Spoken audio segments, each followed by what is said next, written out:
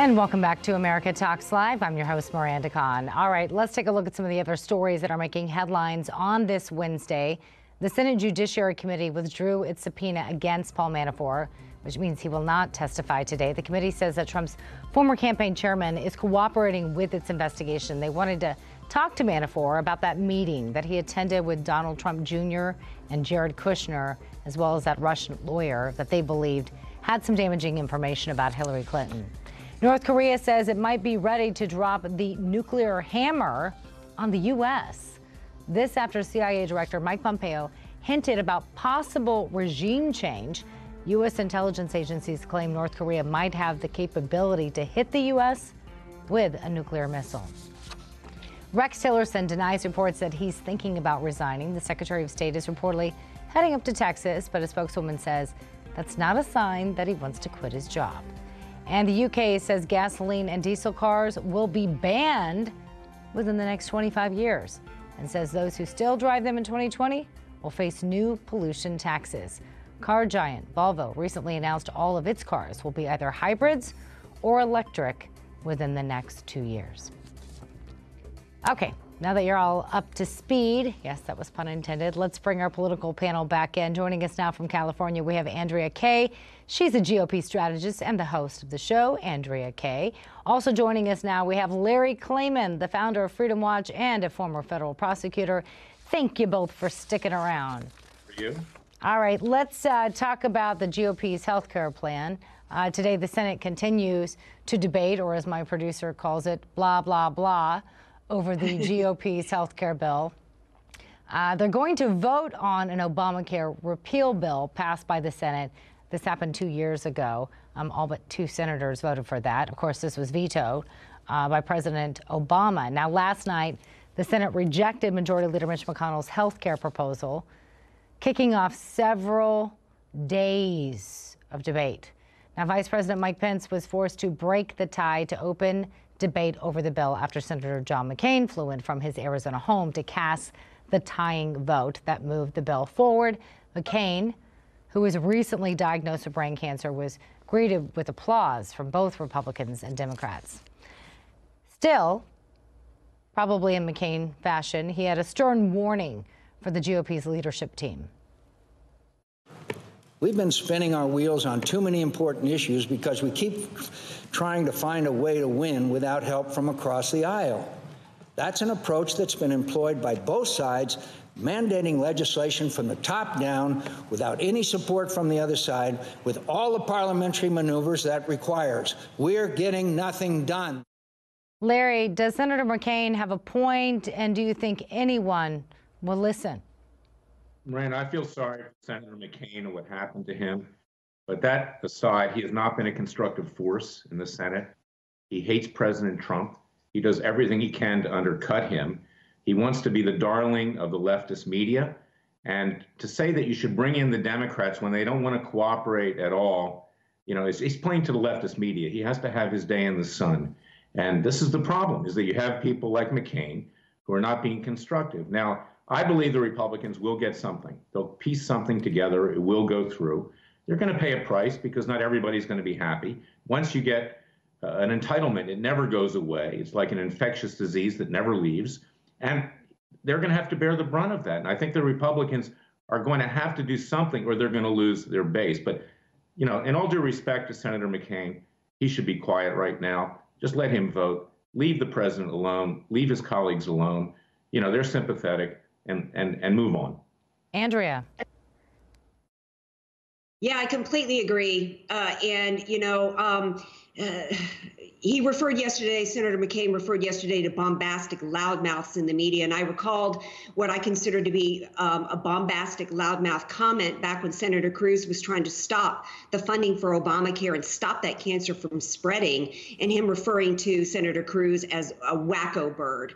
You know, so I agree with Larry. He has not been constructive in this process, and neither have the Democrats. Why in the world? The Democrats are the architects of a building that is decaying, that was built on a foundation of Marxism, a forced income redistribution scheme, forcing the American people to buy a product they didn't want or didn't need, forcing businesses to do certain things, forcing the insurance companies to do certain things. And Senator McCain actually thinks the solution is bringing in the Democrats.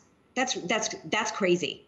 Well, the president is weighing in. He slammed Alaska Senator Lisa Murkowski for her opposition to the health care bill. Trump tweeted Murkowski let the GOP and the country down.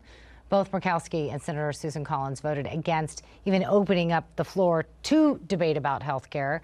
They also both voted against the GOP's health care bill. And here's a look at the total of 9 Republican senators who voted against repealing and replacing Obamacare. In addition to Murkowski and Collins, there was also Bob Corker, Tom Cotton, Lindsey Graham, Dean Heller, Mike Lee, Jerry Moran, and Rand Paul. All of them voting no. Larry, what's your reaction to the senators? You know, we can talk about the Democrats and McCain suggesting reaching across the aisle, but what's your reaction to the senators who voted against this bill? Something that they wanted to do now for, what, 7 years? Well, I think they're being sincere.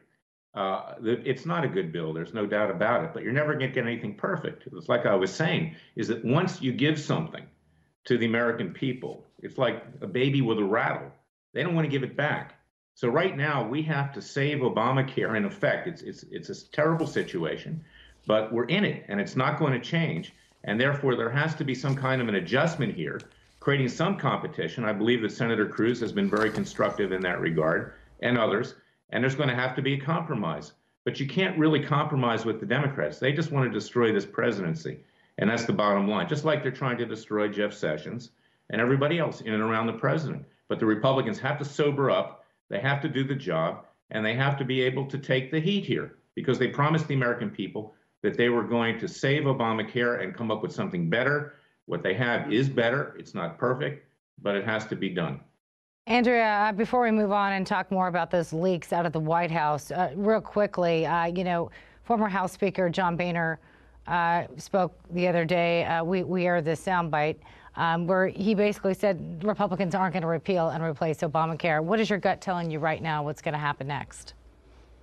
I think that Larry's right. I think they will eventually get something done based upon on compromise. Ted Cruz really paved the way for that. It's sad that he had to put forth an amendment allowing insurance companies to offer catastrophic coverage only. I mean, doesn't that say how Larry's right, how far we've gone in terms of entitlement programs and difficulty in walking them back? The GOP not only had 7 years to come up with a replacement bill, they had 7 years of selling to the American people and persuading them and getting them to understand why entitlement programs don't work, why the free market is the better way to go. They failed to do that. And now they need to compromise within the Republican Party. I believe they will. It's going to be a painful process, but they'll get it done. All right. Let's switch gears now and talk more about those leaks that Andrea and I were talking about earlier on in the show. Attorney General Jeff Sessions is set to announce a number of new criminal leak investigations. This according to the Washington Post. Now, the probes will center around news reports that have contained sensitive intelligence material. This comes after the new White House Communications Director, Anthony Scaramucci, vowed to take dramatic action if the leaks continue.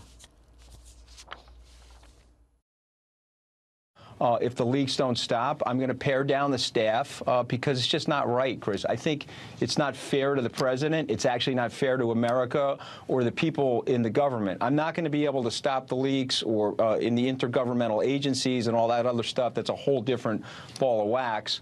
But something's going on inside the White House that the president does not like, and we're going to fix it. All right, so Scaramucci has already made good, apparently, on that promise. He reportedly planned to fire one suspected leaker, communication staffer by the name of Michael Short, but Short resigned before Scaramucci could follow through on that.